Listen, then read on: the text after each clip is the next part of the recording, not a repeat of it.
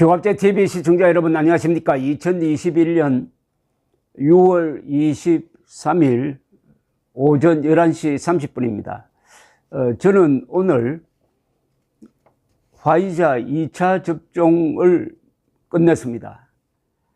지난 6월 2일 1차 접종을 했고 오늘 2차 접종을 하고 나서 이 예방접종 증명서라는 것을 하나 받았습니다.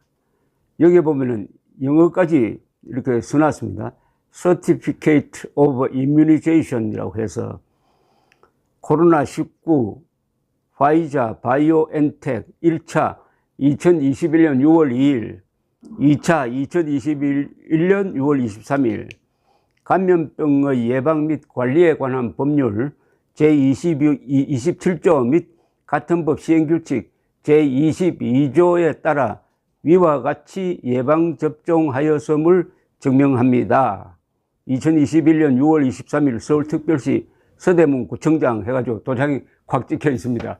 오늘은 10시부터 저는 한 40분 정도의 이 과정을 거치면서 접종을 했습니다.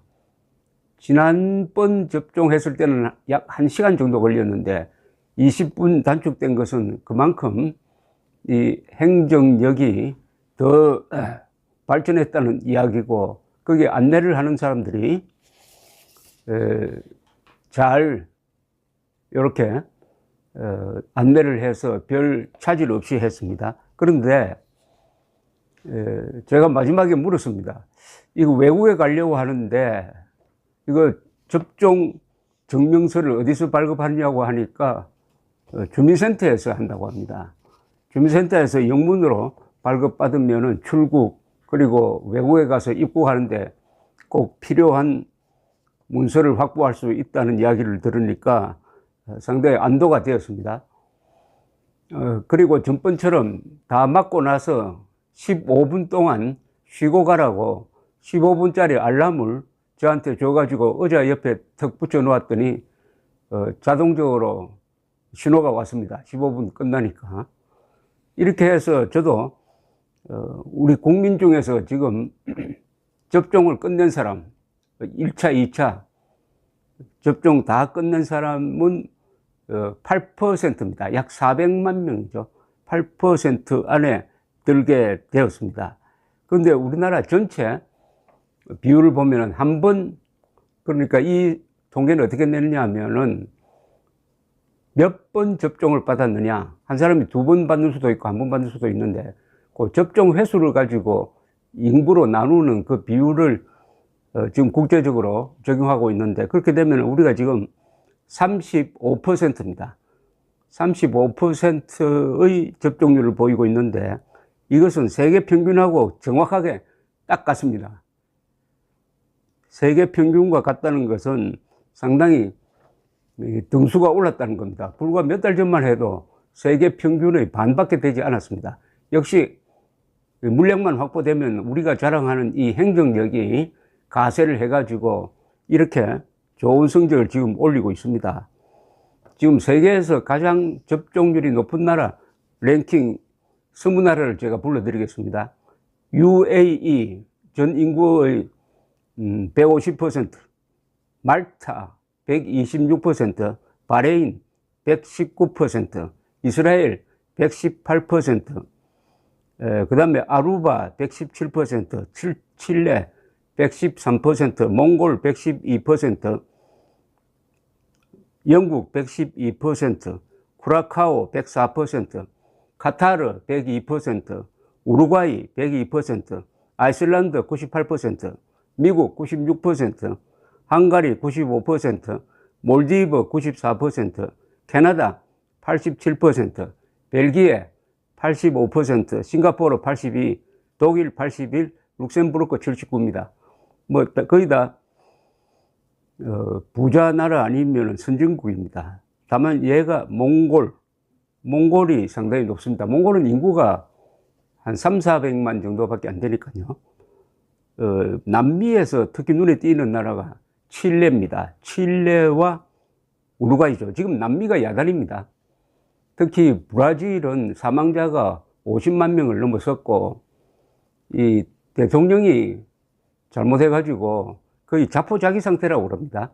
그런 가운데서도 두 나라, 칠레, 우루과이가 20등 안에 들었습니다. 이 칠레와 우루과이가 민주주의를 남미에서 가장 잘하는 나라입니다. 칠레는 1973년에 피노체스 주도한 쿠데타가 있었지만 그래도 다시 민주공화정을 회복한 나라입니다. 역시 민주주의 잘하는 나라가 방역도 잘한다, 이렇게 되겠습니다. 일본은 우리보다 아직 늦습니다. 일본도 요사이 발동을 걸었는데 우리가 35% 접종률, 일본이 26%입니다. 우리나라 지금 등수가 세계 한 180여 개국 중에서 67등입니다. 한때 한 80등 했다가 많이 올라왔습니다. 그런데 요사이 문재인 대통령 지지율이 29%까지 떨어졌다가 한 39%까지 올라와서 계속 유지가 되고 있습니다. 이것과 이 백신 접종의 상관관계가 있다고 생각합니다. 아무래도 이 백신을 직접 맞으면은 정부에 대한 신뢰가 생깁니다. 물론 문재인 정권이 잘했으라기보다는 우리가 지난 70년 동안 구축한 한국의 관료, 행정, 특히 박근혜 정부 때 메르스를 거치면서 확보한 질병관리 행정 기능이 탁월하니까 이렇게 일단 물량만 확보하면은 접종은 매우 속도감 있게 하고 있습니다. 그러나 어쨌든 이것을 피부로 느낀 사람은, 백신을 맞은 사람은 정부의 신뢰를 하게 되는 거죠. 그것은 피부로 느끼는 거죠. 그래서 이것과 이 문재인 대통령의 지지율이 상당히 회복된 것하고는 저는 관계가 있다고 봅니다. 어떻게 보면은 백신 접종이 가장 효과적인 선거 운동일 수가 있습니다. 여기에 대해서 정권 교체를 원하는 국민이나 이 야당은 상당히 유의할 필요가 있다고 생각합니다. 그리고 선거 운동이 본격적으로 시작될 내년으로 넘어가면은 아마 집단 면역이 되었다 해가지고 마스크 쓰지 않고 활동해도 된다. 그리고 집회에 대한 금지 조치를 해제할 가능성이 있습니다. 그게 선거 직전에 이루어질 때 표심에 어떤 영향을 끼칠 것이냐. 그때 가서도 계속 지금 야당이 하는 식으로 문재인 대통령의 문제, 무능, 위선을 파고드는 것이 계속 먹힐 것이냐, 아니면은 국민의 생활과 직결되는 어떤 주제를 개발해야 되느냐 하는 전략적 문제가 지금 고민 대상이 아닌가 생각됩니다. 요사이 대선판에서 실종된 게 하나 있습니다. 안보 문제, 핵 문제는 아무도 거론하지 않습니다. 안보, 이념, 핵 문제, 외교 문제, 이게 가장 중요한 주제입니다. 이 다른 부분에서는 예컨대 뭐 방역이나 또는 재난 이런 데서 실패를 해도 회복이 가능한데, 외교 안보 노선에서 실패해버리면 그 국가는 최악의 경우는 사라질 수도 있습니다. 더구나 대한민국은 이스라엘처럼 모든 사안은 결국 안보로 귀착되는데, 여야가 공히, 특히 야당조차도 이 안보 문제를 건드리지 않습니다. 이건 표가 안 된다고 생각하는 것 같습니다. 이것은 국방을 미국에 맡겨놓고 어떻게 보면은 웰빙에 집착하는 한국인들, 이 정치판의 아주 그 추한 모습을 그냥 보여주고 있습니다. 그런데 과연 이게 표가 되지 않느냐? 안보 문제, 핵 문제, 외교 문제, 이걸 어떤 용어로서, 어떤 논리로서 설명하느냐, 이걸 연구를 해야 됩니다. 표가 왜 안 됩니까? 됩니다.